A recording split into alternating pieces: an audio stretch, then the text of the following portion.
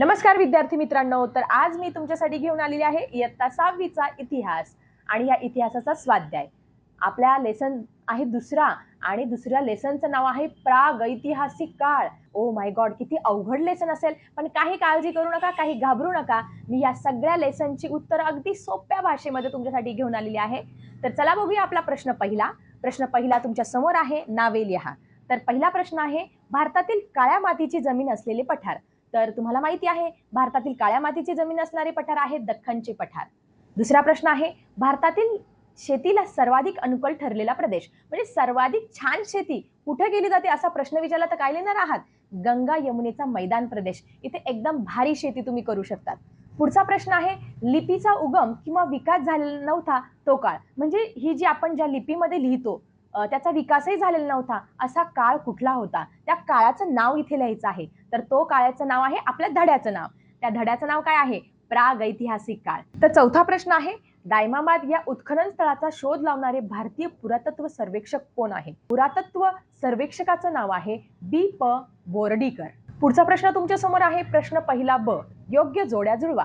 आता अ गट दिलेला आहे आणि ब गट दिलेला आहे. पुराण अश्मयुग, मग पुराण अश्मयुगामध्ये कशाचा शोध लागला? तर अग्नीचा शोध लागलेला आहे, म्हणून त्याच्यासमोर आपण उत्तर लिहिणार आहात अग्नीचा शोध. पुढे मध्य अश्मयुग, मध्य अश्मयुगामध्ये कशाचा शोध लागला माहिती तुम्हाला? मोठे धारदार हत्यारांचा शोध लागलेला आहे, म्हणून आपण लिहिणार आहात आन्सर अ, मोठे धारदार हत्यार. पुढचा प्रश्न आहे नवा अश्मयुग. तर नवा अश्मयुगामध्ये काय प्रगत झालं? येस, उत्तर तुम्हाला सगळ्यांना माहिती आहे, शेती तंत्रज्ञानात प्रगती झालेली आहे. त्यानंतर चौथा आहे ताम्रपाषाण युग. आता ताम्रपाषाण युग मध्ये कशाचा शोध लागला बरं? तर या ताम्रपाषाण युगामध्ये शोध लागलेला आहे चाकाचा. आता प्रश्न दुसरा अ तुमच्या समोर आहे, खालील तक्ता पूर्ण करा. तर इथे काय दिले बाळांनो? वैशिष्ट्य दिलेले आहे आणि मध्य अश्मयुगामध्ये काय होतं आणि नव अश्मयुगामध्ये काय बदल झाले हे तुम्हाला तिथे लिहायचं आहे शॉर्टकटमध्ये. तर कशा पद्धतीची होती? तर मध्य अश्मयुगामध्ये बाळांनो जे लोक आहेत ते गुहेमध्ये राहायचे, पण नव अश्मयुगामध्ये माणसाने काय केलं? गावामध्ये घरं बांधली, म्हणून आपण लिहिणार आहात गावातली घरे. पुढे व्यवसाय, व्यवसायकारक काय करत होते रे मध्य अश्मयुगातले लोक? तर शिकार आणि मासेमारी हे दोनच प्रमुख व्यवसाय होते. पण नव अश्मयुगामध्ये माणूस शेती पण करायला लागला, पशु पण पाळायला लागला, म्हणून आपण लिहिणार आहात शेती आणि पशुपालन. पुढे आहे साधनं. तर नव अश्मयुगामध्ये माणूस कुठली साधनं वापरत होता? तर त्याच्याकडे फक्त होती लहान आकाराची हत्यारं. पण नव अश्मयुगामध्ये त्याने गुळगुळीत दगडापासून काही हत्यारं तयार केले आणि कुऱ्हाड सुद्धा वापरायला लागला. पुढचा टॉपिक आहे कला. मध्य अश्मयुगामध्ये माणसाला कुठली कला अवगत होती? तर तो काय करायचा, ज्या गुहेमध्ये राहायचा त्या गुहेमध्येच काय करायचा, छान छान चित्र काढायचा, म्हणून तुम्ही लिहिणार आहात गुहेतील चित्र. आणि नव अश्मयुगामध्ये काय शिकला रे? मातीची रंगीत भांडे. पुढे आहे जीवनशैली. तर मध्य अश्मयुगामध्ये त्याला काहीच काम करत नव्हता तो, मग तो काय करायचा? तो नुसता भटकायचा. कशासाठी? जे त्याला अन्न मिळावं म्हणून सगळीकडे भटकायचा, शिकार करायचा, मासेमारी करायची, म्हणजे फक्त पोट भरायचं काम मध्य अश्मयुगामध्ये तो करायचा. पण नव अश्मयुगामध्ये मात्र तो स्थिर जीवन जगायला लागला, कारण तो शेती करू लागला, पशुपालन करू लागला, त्या घरं बांधून राहायला लागला. पुढचा प्रश्न आहे दुसरा ब, चुकीची विधाने दुरुस्त करून लिहा. तर पहिलं वाक्य बघा, जोर्वे येथे कांस धातूच्या 4 वस्तू मिळाल्या. तर नाही, हे वाक्य चुकीचं आहे. तर दायमाबाद येथे कांस धातूच्या 4 वस्तू मिळाल्या. पुढे बघा दुसरा प्रश्न, नेवासे येथे जोर्वे संस्कृतीचे पहिले पुरावे सापडले.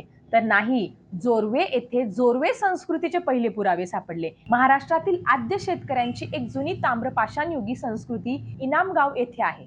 नाही, महाराष्ट्रातील आद्य शेतकऱ्यांची एक जुनी ताम्रपाषाण युगी संस्कृती सावळदा येथे आहे. पुढचा प्रश्न आहे प्रश्न तिसरा अ, खालील प्रश्नांची उत्तरे लिहा.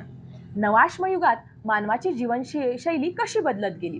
नवाश्मयुगात मानवाने शेती आणि पशुपालन सुरू केले, पण नवाश्मयुगामध्ये तो एका ठिकाणी राहू लागला, गावांची निर्मिती झाली आणि स्थिर जीवन सुरू झाले. पुढचा प्रश्न आहे, ताम्रपाषाण युगाची प्रमुख वैशिष्ट्य कोणती? तर की ताम्रपाषाण युगामध्ये तांब्याचा वापर सुरू झाला. त्यानंतर काय? चाकाचा शोध लागला. पुढे शेती आणि व्यापार वाढला आणि मातीची सुंदर भांडी तयार केली जात होती. पुढे ब प्रश्न आहे, खालील युगांची प्रत्येकी 2 वैशिष्ट्ये लिहा. तर पुराणाश्म युगामध्ये काय झालं बाळांनो? मानव शिकार करून जगत होता, अग्नीचा शोध लागला होता, हे त्याचे वैशिष्ट्य आहे. पुढे मध्य अश्मयुगाचे काय वैशिष्ट्य आहे? लहान व धारदार दगडी हत्यारे वापरली त्याने आणि कुत्रा पाळायला सुरुवात केलेली आहे. पुढे चौथा प्रश्न आहे. खालील प्रश्नांची थोडक्यात उत्तरे लिहा. पहिला प्रश्न तुमच्या समोर आहे. जर नवाश्मयुगीन मानवाने शेती तंत्रज्ञान शोधले नसते तर आजचे मानवी जीवन कसे असते? शेती नसते तर अन्नाचा तुटवडा झाला असता, बरोबर आहे की नाही? माणूस भटकंती करत राहिला असता, सगळीकडे अन्नासाठी भटकला असता. गाव, शहरे आणि संस्कृतीचा विकास झाला नसता. पुढे दुसरा प्रश्न.